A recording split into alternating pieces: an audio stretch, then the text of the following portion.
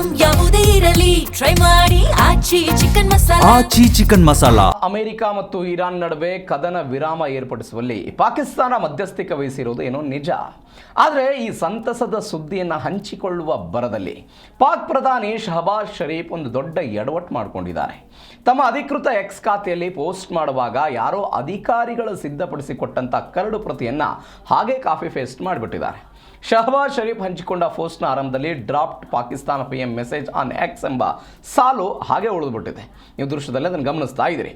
ಇದನ್ನು ಗಮನಿಸಿದಂಥ ನೆಟ್ಟಿಗರು ಪಾಕ್ ಪ್ರಧಾನಿಗೆ ಸ್ವಂತವಾಗಿ ಮೆಸೇಜ್ ಬರೆಯೋದಕ್ಕೆ ಬರೋದಿಲ್ವೋ, ಟ್ರಂಪ್ ಏನು ಹೇಳ್ತಾರೋ ಅದನ್ನು ಪಾಕಿಸ್ತಾನ ಮಾಡ್ತದೆ ಅನ್ನೋದಕ್ಕೆ ಇದೇ ಸಾಕ್ಷಿ ಅಂತ ಮನಬಂದಂತೆಲ್ಲ ಟ್ರೋಲ್ ಮಾಡಿಬಿಟ್ಟಿದ್ದಾರೆ. ಶರೀಫ್ ಅವರು ಕೂಡಲೇ ಎಚ್ಚೆತ್ತುಕೊಂಡು ಆ ಪೋಸ್ಟನ್ನು ಎಡಿಟ್ ಮಾಡಿದಾಗಲೂ ಕೂಡ ಎಡಿಟ್ ಹಿಸ್ಟ್ರಿಯಲ್ಲಿ ಹಳೆಯ ಸಾಲುಗಳು ಹಾಗೇ ಉಳಿದುಬಿಟ್ಟಿದೆ. ಸದ್ಯ ಪಾಕ್ ಪ್ರಧಾನಿಯ ಈ ಕಾಫಿ ಪೋಸ್ಟ್ ಕಾರ್ಯಾಚರಣೆ ಇಂಟರ್ನೆಟ್ನಲ್ಲಿ ಭಾರಿ ಹಾಸ್ಯಕ್ಕೆ ಕಾರಣ ಆಗಿದೆ.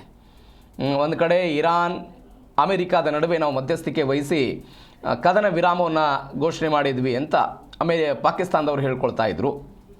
ಇದಾದ ನಂತರ ಅವರು ಒಂದು ಪೋಸ್ಟ್ ಮಾಡಿದ್ದಾರೆ, ಅದರಲ್ಲಿ ಆ್ಯಸ್ ಇಟ್ ಈಸ್ ಕಾಪಿ ಮತ್ತು ಪೇಸ್ಟ್ ಮಾಡಿಬಿಟ್ಟಿದ್ದಾರೆ.